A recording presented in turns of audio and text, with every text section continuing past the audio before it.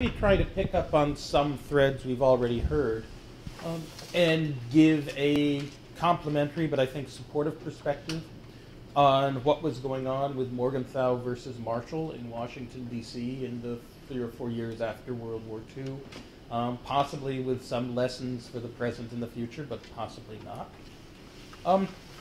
In one way we should perhaps look at it is that the debate between Morgenthau and Marshall that was carried on largely below the surface, largely without explicit confrontation, between 1945 and 1948, was an attempt to figure out how to resolve, call it, two historical problems.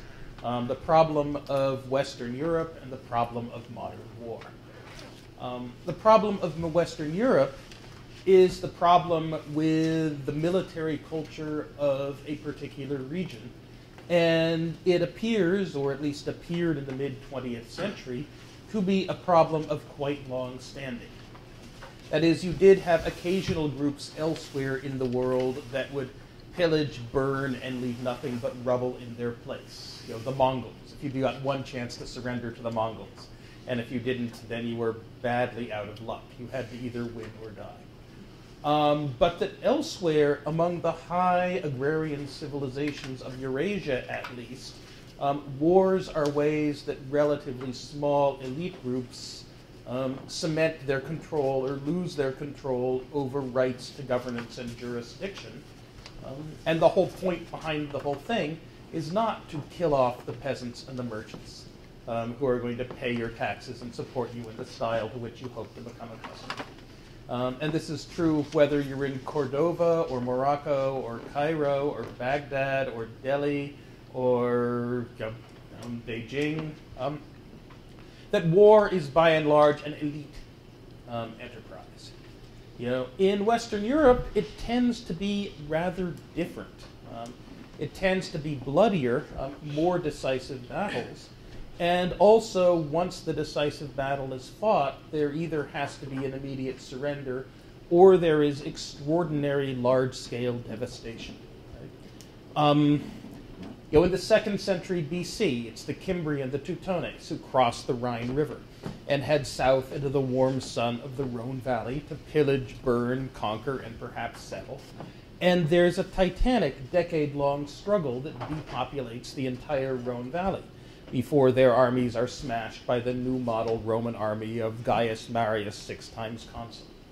And in the 1st century BC, it is Marius's nephew, Gaius Julius Caesar, or great-nephew Gaius Julius Caesar, who shows up, first conquering Gaul, and of the 10 million inhabitants of Gaul alive at the start of Julius Caesar's conquest.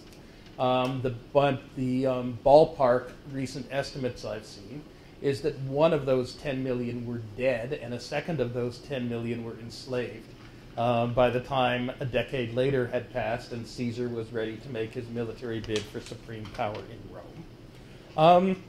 And of course, once Caesar gets into Gaul, he then crosses the Rhine River as well with an army to pillage, burn, conquer, and in the hope of his adopted collateral relatives of subsequent generations at least to settle as well.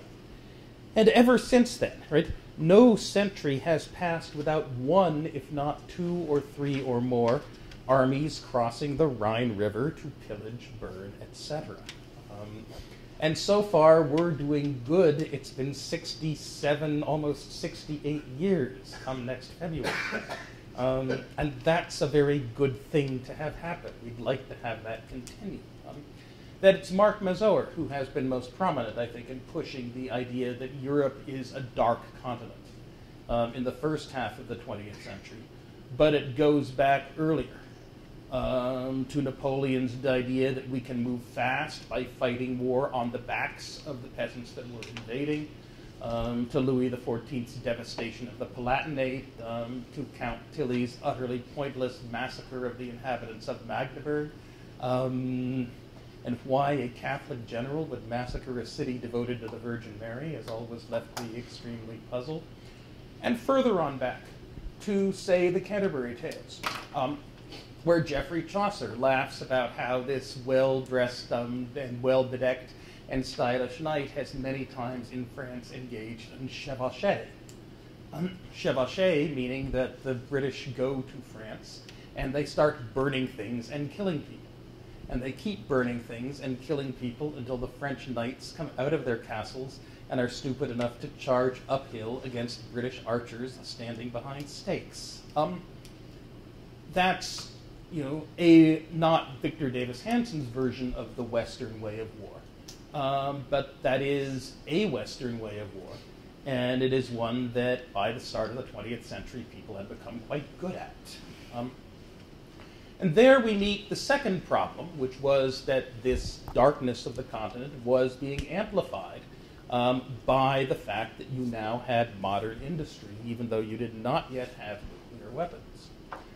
And in the first decade of the 20th century, right, Norman Angell could indeed announce that war was pointless, that after all, you no longer needed provinces for your younger sons and nephews to rule.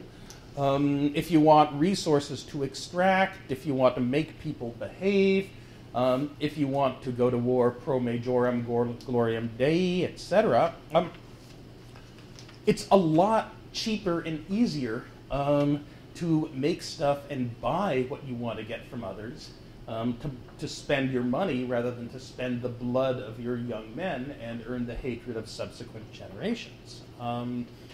That, Norman Angell said, it was clear that humanity ought to have outgrown the habit of war, especially industrial war, and he looked forward to a 20th century in which statesmen were smart enough to realize this and would accommodate themselves.